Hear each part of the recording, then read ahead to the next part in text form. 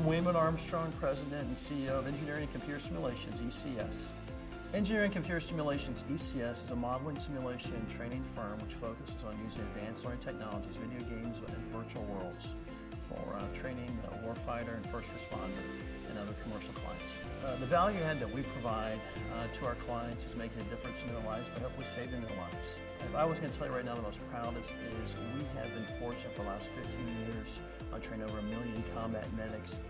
The biggest obstacle to growth in our business was me, and how we've gotten past that is I've learned to trust and bring in a great team, employees, consultants, and advisors. What's next for ECS is that we're diversifying. We are taking some of the technology we're working on right now in the augmented and virtual reality field and bringing that into aviation. We're also taking some of the medical applications that have been used by the Department of Defense and the VA and commercializing those.